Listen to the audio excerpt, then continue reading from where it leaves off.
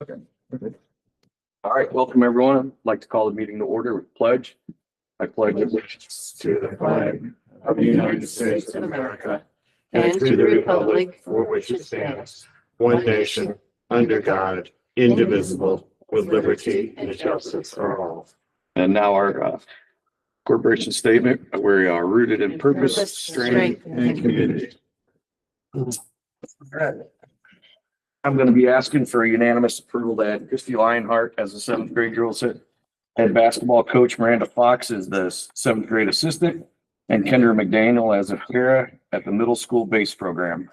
Are there any objections to the agenda?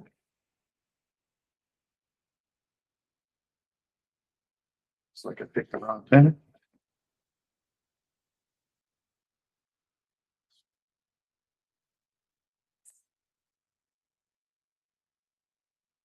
All right, 4, adoption of the agenda. Chair will entertain a motion to adopt the agenda for the December 1st, 2025 regular meeting as presented. Have a motion. Gary, thank you. All in favor? Opposed?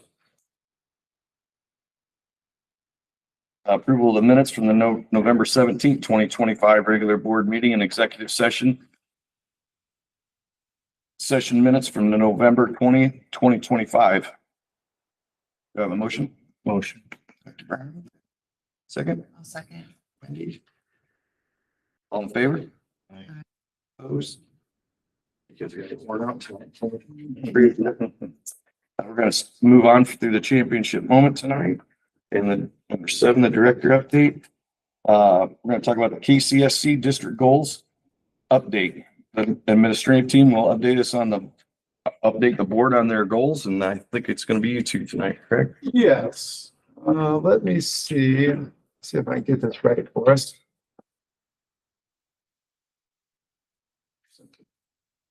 Okay, so a quick little history here. Over the springtime and summertime, we spent that time on our new strategic plan. And part of that strategic plan was setting up goals. And if you remember, these were the 3 goals. The whole purpose of these goals was for district alignment, from you guys as a school board to the admin, to the principals, to the teachers, to the students, and to the community. So we have grades 3 through 8, I Learn ELA, grades 3 through 8, I Learn Math, and then at the high school level, grade 11, the SAT. So that is the information, the data that we want to talk about tonight.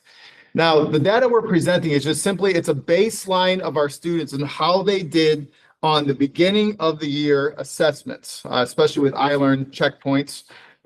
These are 3 to 5 year goals. So the information that you're going to hear tonight, it's just not a snap the fingers and hey, we fixed everything, right? You're going to hear some good, don't get too high. You're going to hear some bad, don't get too low, right? Well, the way I like to think of it is it's just simply a building block. If we're building a academic Knox Community Schools castle, right? We want this thing to be amazing, which is what our goal is to be able to get to. This is just one block of that castle that we are currently building. I'm going to turn it over here to Ms. Scheidecker in a second, but for iLearn, we're going to talk about the checkpoints. And part of the checkpoints, right? The state has put these in last year. And kind of the 2 focuses that they have is, number 1, it allows our teachers to say what standards should we be teaching in this time frame, right? So it helps our curriculum maps. But then number 2, it also helps us identify the students who maybe are not on track to pass iLearn or even the SAT for that point, as we're going to talk about that data here today. And what are we going to do with those students? How are we going to reteach them the standards? So that's kind of the point here, the idea of the checkpoints. I'm going to turn it over to Ms. Scheidecker now. You can't see that, can you? Oh, not at all. How about I do this? I'm going to move because How there's about no that? way. There you go. I'm still going to move, okay? That's fine with me. I'm not sure, can you see that? Yes. Okay. So this slide is just simply to tell you a little bit about when for the checkpoints. Last year, Knox schools piloted what's called the checkpoints, the DOE. They asked if we wanted to do it, so we piloted it for our students in grades 3 through 8. This year, all schools are required to do these checkpoints. There are 3 checkpoints, if you can see, and I'm not going to read you the windows, but here they are. These 3 checkpoints are formative assessment. It's just to give us, as Mr. Mick pointed out, informational data that our teachers can use to inform their instruction to help us build to the summative test, which is the I Learn, the accountability test that our students take, okay? So our first checkpoint, the primary window, ended on November 14th. That's the data we have tonight to present to you. Notice though, over here, there's a second opportunity window. So we have students who perhaps, we have quite a few students, you'll see that, who didn't master the skills that were tested in checkpoint 1. Those students, when they are ready, can have a second opportunity to take that same skill over. And it's just any time between now and April 10th. It's when the teachers feel the students are ready. Again, more information. All of this closes April 10th because the I Learn window opens April 13th. That's the official testing window.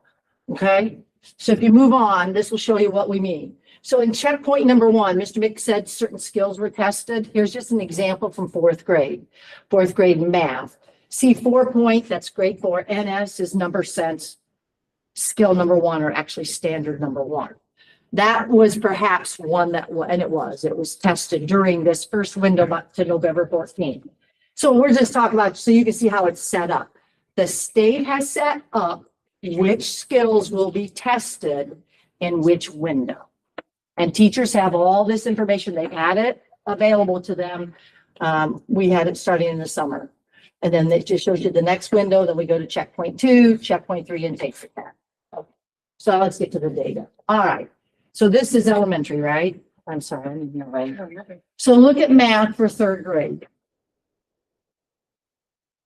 What happened in 3rd grade was they were tested in number sense, which was place value.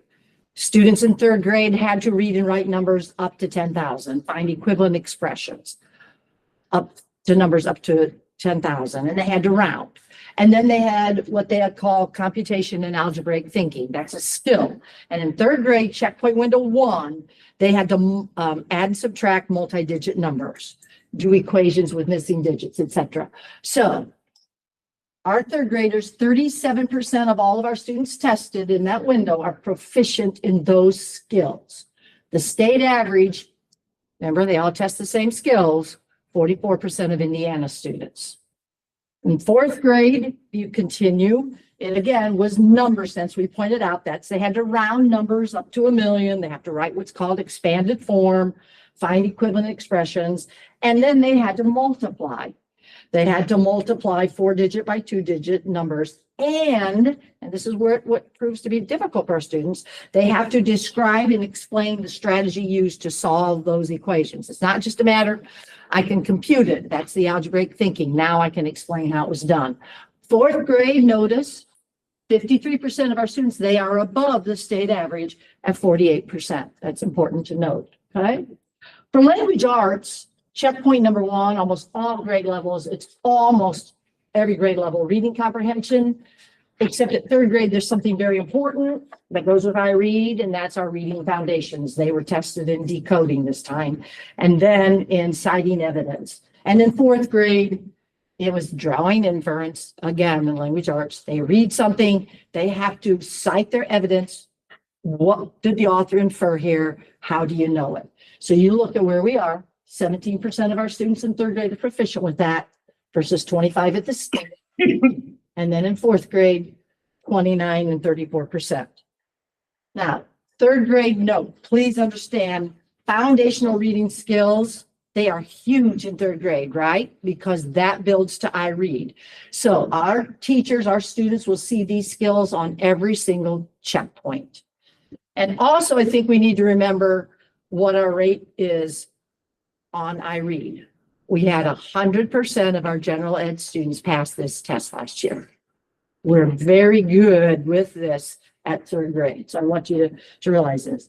And I will tell you, these parallel what's the average prediction for the summative test. In other words, now the DOE has just released what they call average prediction, what they think we will do at this point on I Learn. But keep this in mind. These are skills that are expected to be mastered at the end of the school year, not the beginning. So that's very important. And Michelle Tarno said it quite well when she set her summary today. She said that we need to remember this is just like a toothpick in the cake check. That's what we're doing. What are our students doing? This is benchmark data. So we know which students to target for which skills to continue. Okay, any questions on the elementary? All right, middle school. Obviously, 4 tested grades there. So as you look at it, math in 5th grade, there was a lot on computation, algebraic thinking, and there was measurement. There was the volume they had to tell and write prisms, etc. Rectangular prisms. And again, a lot of explanation at 5th grade in math. That's what testing is. And you can see they were 1% proficient above the state average. Okay. And in 5th grade language arts, if you look, again, reading comprehension, inferences, explicit, everything, citations in their text, they were 6% ahead. Mr. Condon noted something that was quite interesting. We recognized last year that's where some of our low scores were in 5th grade, perhaps the transition from elementary to middle school. These same students did well in 4th grade, not as well in 5th grade. So if you remember, a huge change in the schedule was made. We now have 1 teacher over there for reading in 5th grade, 1 teacher for language arts, 2 separate classes. That's huge. And 1 teacher for math. So interesting for that. You go to 6th grade and a lot of number sense being tested on this, the skill, a lot of it's ratios and the proportional reasoning. So 6th grade math, 25 of our students proficient. That means they've got those skills mastered versus 31 at the state level. In ELA, our 7th graders are 10% behind the state average. Again, it was a lot of determining the theme, that's reading comprehension, analyzing what a text says, and citing evidence and proving it. You go to 7th grade in math, a lot of this are positive and negative integers, properties of operations, number sense. We look at it, 21 to 38%. So our 7th grade math teachers realize we have to do something, right? We don't have 1/4 of our students, right? Almost are mastering those particular skills. Again, go to 7th grade ELA, 27 versus 32. Again, a lot of analyzing of text. It's all reading and analysis so far, giving our evidence. And then finally, you get to 8th grade. This was algebraic functions, a lot of solving of linear equations, coefficients, and 12% difference between what our students scored versus what state average is. And in language arts, right there, even. So Mr. Mick will talk about where do we go from here, but as Mr. Condon pointed out, our teachers right now must be, and they're reviewing which students need which skills. Who needs additional support to master these skills? That's what it's all about. And he pointed out something that Mr. Mick and I had already discussed. The teachers are going to have to review and maybe revise curriculum, because my question was, maybe we didn't use the information or we didn't have it in our hands soon enough to start in August, right? As far as what skills needed to be mastered by checkpoint number 1. So that's key information. We might have curriculums that need to change and move these skills earlier in the school year to match the data. Questions on the middle school? I have a question. So the skills are just grade by grade. So it's not like it's the same skill that they're being tested on in 5th grade and then they're being tested again in 6th grade. Correct. Okay. Well, I mean, it's a number sense, it's an area, but it's a different skill in number sense. Okay. Yes. The state has gone through and they've put an E by each one of those skills, which means essential. That means you can count on those being on the I-Learn summative test. That's what all these are, essential skills at each grade level, because math, it builds. Right. So Well, there's that's the what I was wondering reading, if it. and it does too. Okay. The reading, I did a quick summary on the reading skills, right? Because when you're in third grade, you tell me, you read something, a student does and says, here's what the text says explicitly. They find the answer right there. But then you move up to infer now. What was the author inferring would happen? It's not right there. You got to think and put the context clues together. Okay. Okay, does that help? Good question. Anyone else? Yeah, I guess mine is, it's kind of concerning that, well, first of all, like where your goal will be, because I only think one of these even has a fit through the state is, they're all, the averages are under 50%. I think maybe one was back in third or fourth grade that the state average is not even- 53%. No, we're 53 in the state. Yeah. Yeah, so I mean, where would you set your goal at? You're gonna try to just hit the state, or do you want half our kids? Or, I mean, that's, to me, So- that's concerning. I mean, Well, it's, sure it is. And this is probably the exact reason why the DOE has had these checkpoints, right? Because it's not just Knox students who are scoring right. 30% proficient, 40% proficient. But you as a board looked at what our overall summative data was. And that's what we built our overall district goals and On the percentages. school goals on on top of- overall, putting all these skills together. These are just the building blocks to go to the summative assessment. And I would even answer your question with growth, Mhm. right? The state can say, great, 34%, whatever, but where are we at and what can control? We can't control the state, but we can control us, right? So the goals that we set up is all about growth of where we're currently at and building our castle, our educational castle, right? To be able to get there and above that, right? So that's our focus. So I got, my question, so say that seventh grade group, that were kind of, the scores weren't that good, or lower. So really you can't compare those to when they were sixth graders? We do. We do, and you can. There's two interesting ways to compare. You can compare it as it go through. So, you know, the seventh grade of last year to the eighth grade of this year, that's the same cohort, right, of kids. You can compare that, or you can compare it where, okay, our seventh graders every year, where are they marked at, right? And we go back and forth with, you know, I think we use both ways. I'm not sure there's one set way, but I do know that the state goes by seventh grade, where you at? Every seventh grade, this is where you should be. So that's the way the state. Right. And those are just certain skills you're looking at, checkpoint data. Mhm. It's not the overall, here's how our seventh graders did overall in math. When we get to that summative in April, it's going to put all these skills together. And of course, we want to see our students above. We want more than 50 for half our students too. Because really what it says, did they master seventh grade math skills, seventh grade language arts skills? It'll be interesting, like in the second checkpoint, then Mhm. when you put out a presentation like this to have the comparisons so you can see. Right, except they will be different skills. There'll be different skills, but you'll also, as Peggy said, there was the opportunity, a second chance opportunity, For these skills. right? April, So yeah. we should be able to say, you know, fifth grade, right now, checkpoint 1, 43% was good. But if we have kids that become proficient, that number could get up to 55. Right, and they will test at different times, their second opportunity. Yep. When the teacher feel that student is ready, then that teacher. It's tricky the way It that is they very laid it out, because there's 3 checkpoints, but then there's opportunities for second chance for each one of those if you It's want. just reteach, retest. That's what it is. Before we go to the high school, anything?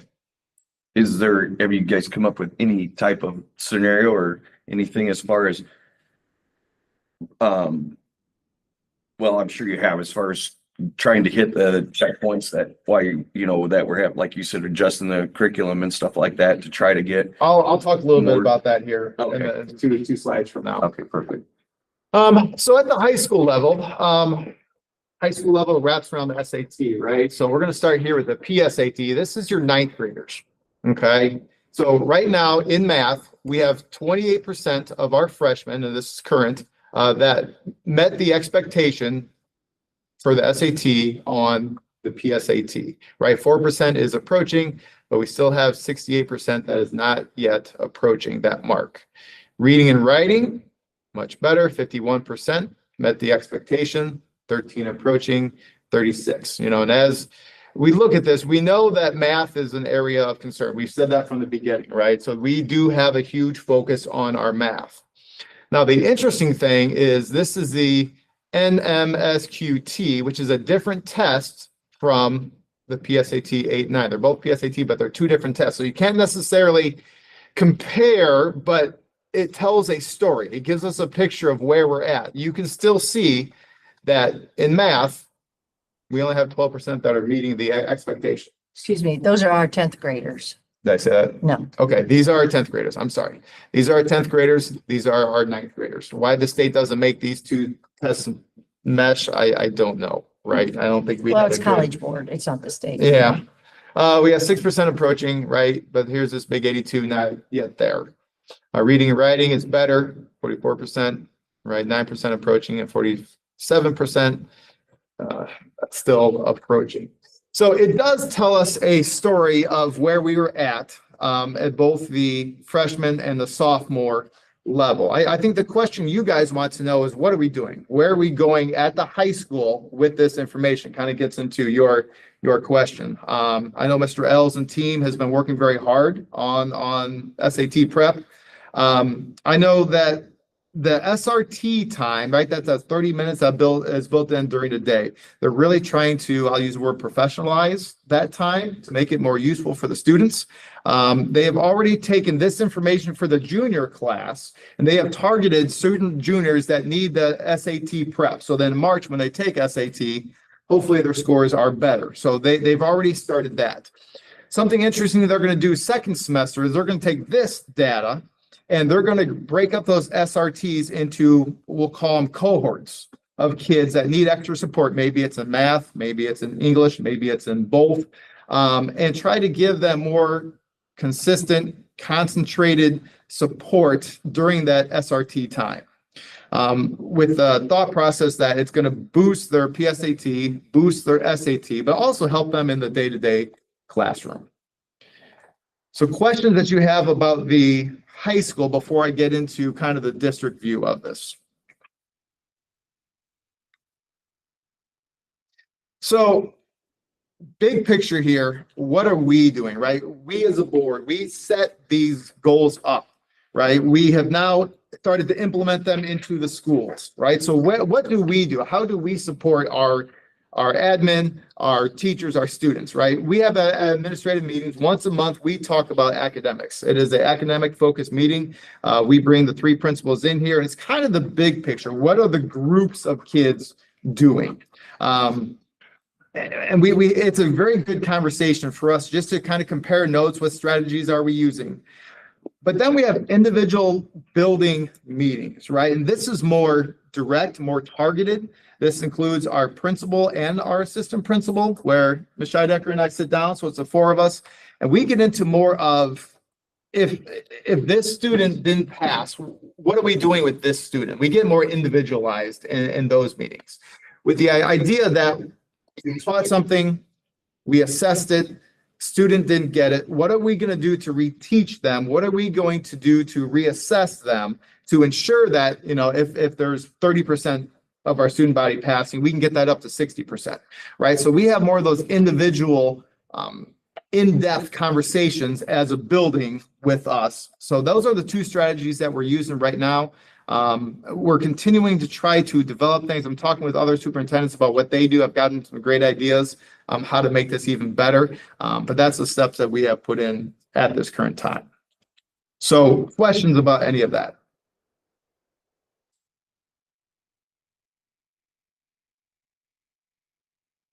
Okay, and when we get the principals back, we can have some more conversation on our goals and where we're at. I know due to the weather, we didn't have them here tonight. But if you think of anything, we're happy to answer those. Sure. Okay. All right, number 9, public comments. The board president will entertain comments from patrons on any agenda item during the meeting. No action will be taken on any item presented. Jill. Everybody. Hi, my name is Jillian Marsh, and today I stand before you to speak on behalf of my family. As presented to you at the last board meeting, the union that I'm very proud to be a member of reluctantly came to an agreement with our administration to take away the $1 couples insurance policy that was promised upon hiring and that we were grandfathered into just 2 years ago. Yet this year we were told that someone must give, and in the end, taking from 5 couples, a total of 10 employees, just really makes the most sense. But please understand that that 90-10% split is more than you think for my family. It comes out to be $138 a pay and $276 a month. My family will feel a 6% decrease in my husband's net income next year, and even more of a decrease the year after that if we are given no other offer. Please know that I never came into this corporation and asked for this upon hiring. The offer was presented to my husband and I as a benefit that we just couldn't pass on. And recently, we've felt that we've been treated as if we should be ashamed for taking this. When I spoke up to administration and stated that it was a promise from the corporation to our families, I was simply told that promises are broken. And in all honesty, I just don't like the message that sends to our KCSC employees. I chose to speak up today because I knew I'd be standing in front of a school board that I respect. I've grown up with you. I've taught your children in my classrooms. I've coached your children or grandchildren on my teams. And my husband, he's taught and coached more than I ever have. And so I know that you guys do care about myself, my husband, and my 2 children, just as I've cared for your family as they've come into our lives. Please just imagine being in our shoes for a moment. From my perspective, that 90-10% split just isn't as good of a deal as it sounds. It's actually quite distressing and disheartening for our family. And I just wanted to be able to speak that out loud. I do thank you, and I hope that you understand why I spoke tonight. Thank you. Thanks, Joe.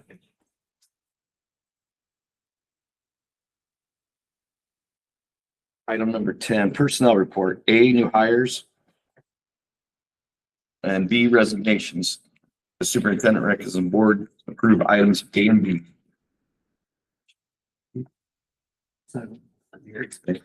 We'd like to welcome Stephen Miller back to us as in the IT department. So we welcome him back. And also Mrs. Prater, we wish her the best of luck on her new endeavor. All in favor? Opposed? 11, business. A, claims. The superintendent recommends the board approve the claims as listed on page 17. Motion. Second. Dr. Brown. Casey, you have anything? Just normal standard claims. Okay, all in favor? Opposed? Okay. Neola discussion. The superintendent recommends the board approve the Neola policies and guidelines that were discussed at the November 17th, 2025 board meeting. Motion. Second. All in favor? Aye. Opposed? Permission to issue. On behalf of the Board of School Trustees, the Knox Community School Corporation, I recommend that the superintendent be given the permission to issue written preliminary notice of the recommended that the superintendent to be, notice of the board's consideration of non-renewals to those administrators in the school corporation whose contracts may not be renewed as recommended by the superintendent. Sorry. Motion. Wendy. Second.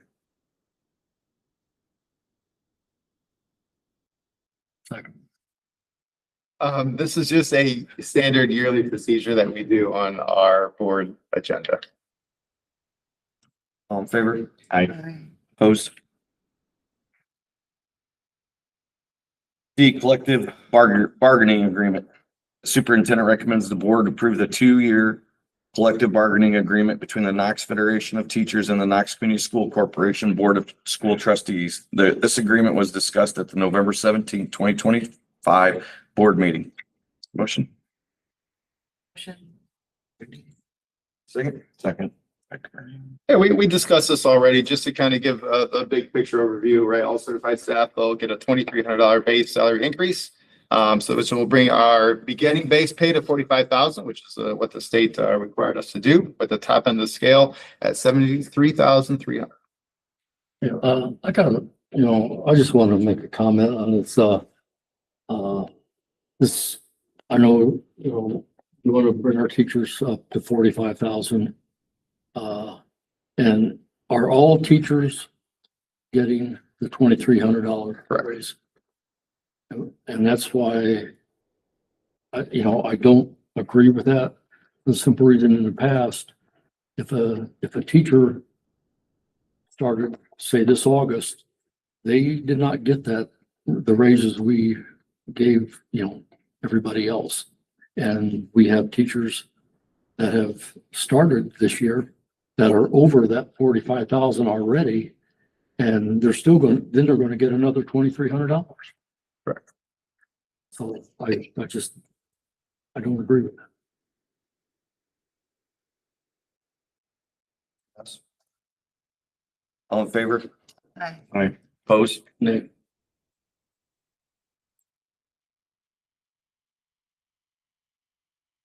Admin director salary, employee salary increase. Superintendent recommends a $2,300 salary increase and contract extension for administrators, directors, and salaried employees as was previously presented to the board. The $2,300 increase will be retroactive from July 1st, 2025. Motion. Wendy. Okay. Dr. Brown. So typically what we do, what the teachers get, the admin and directors will get. So we're giving them 2,300 also to their base pay, as we discussed in our executive meeting. And that's for 2 years, correct? Correct. And here again, I'd like to say that if any of the admins or anybody got a raise before this $2,300, then I don't agree that they should get another $2,300. All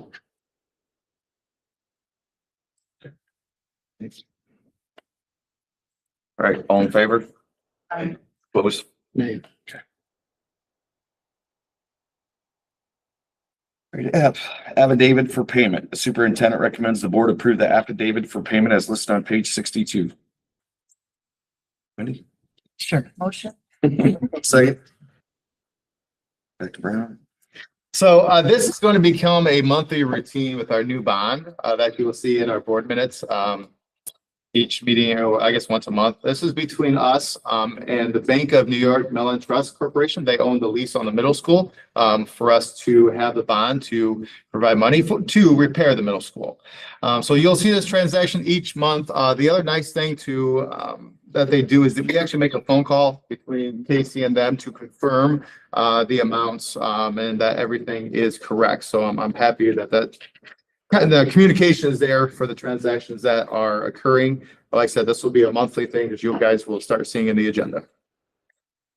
All right, all in favor? Aye. Opposed? G, fundraiser approval. The superintendent recommends the board approve the fundraiser as listed on page 64. Motion. Second. Thank you. So the National Geological Society, they're going to sell a bunch of different items. They're going to have hat days, basically to raise money for the Staff Appreciation Week. All in favor? Opposed? Page 26, 2027 school calendar. The superintendent recommends the board approve the school calendar for the 26-27 school year. Motion. So very similar to this calendar, teachers are starting August 3rd, students August 5th. Parent-teacher conferences are still on the same Thursday and Friday, the 8th and 9th. One thing we did change, we haven't taken Martin Luther King Jr. Day off of school. We are going to honor that next year. So on January 18th, we will have that off.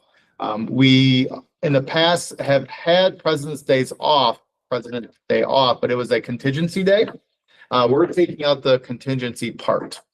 So President's Day will be a true no school day.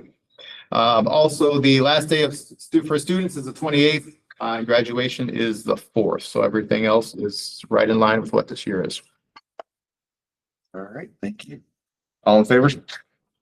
Opposed? By donations, the superintendent recommends the board approve the $1,000 grant from Northern Indiana Community Foundation to be issued to the elementary applied skills classroom. The superintendent recommends the board approve the $5,000 donation from Susan McKinnon to earmarked for the music department. Have a motion. Motion. Gary, I'm gonna give you that one, Wendy. Thank you.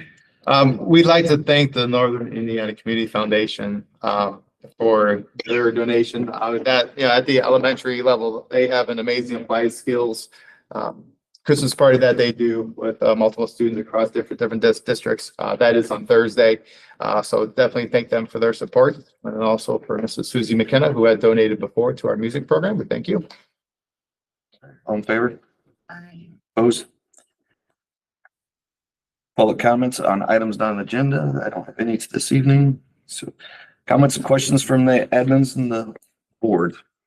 Dr. Brown? Nothing tonight. Gary? I just want a chance to go to play Saturday, we could go Saturday, and Zach was really nervous about first play and everything, and filling those big shoes that she had to fill, and I think she did a fantastic job doing it. And then also another thing about kind of the dollar insurance and stuff and all that. I think if we're gonna take away the dollar insurance for teachers, then by golly, we should go across the board. Administrators, directors, everybody. And that's my opinion. I mean, if that's what we're moving towards, then we should do it for everybody. That's my opinion. So, that's all. Thank you. I agree on the play. They did a really good job. Michelle did a really good job. I was also impressed, not surprised, that she mentioned that Miss Han came back and helped her. So, obviously she's very dedicated, that she even came back to help her. So, I think that was really nice. The weather situation, thank you. I know that is very stressful, but I know that people appreciate the night before instead of the morning of. So, and I know it's always a gamble whether or not to do it or not, but, thank you for all that is involved in doing that. So that's all I got.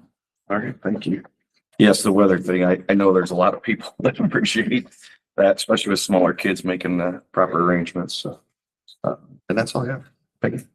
I just want to repeat what these two board members have said about the play. It was really good. We went on Saturday night.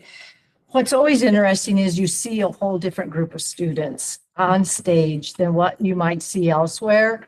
And even to learn the young man who had the lead, that was his first play. Yes. He was in the tech part for what, 8 shows? And I was like, how in the world did he get, do the lead? But he had read during junior English, The Crucible. And he just had the whole class spellbound by his presentation, and Mrs. Matizak was aware of that. And that gave him the confidence. So it's just wonderful to see all of those students. They did a great job when they performed Clue. That's all I want to say. Before you take on, one more thing. I want to thank you for that presentation, both of you, for from the schools. It's going to be really nice to start really watching that and keeping track of that, making education, moving that to one of our top concerns at the school. Thank you. I saw you at the play on Sunday, and it was very good. So thank you to our staff and our students to put that on. The weather is very tricky. We went out right up to the line this morning to make the call. I do feel like it was the right call, but it is. That's what I'm going to spend my evening doing tonight. So thank you for that. We will follow up with the champion moment and Miss Austin in the January meeting. So we'll have them come and do that. And then just a reminder, this Saturday is our district party from 1:30 to 3:30 in the multi-purpose room. You're all welcome to join us. And then we're walking in the parade, the peppermint parade. If anybody wants to join us, you're welcome too. Jason. Can I say one thing? Sure. I would like to thank the board and Mr. Peggy on behalf of myself and my husband for the raise that we got. We greatly appreciate it and we feel blessed that we were so close to home. So thank you guys. I guess that's it for the evening. Do I have a motion for adjournment? Again? Thank you. Lost about that. Did you? Dr. Brown or Gary? You Yes. seconded it? Thank you. All in favor? Opposed? Right.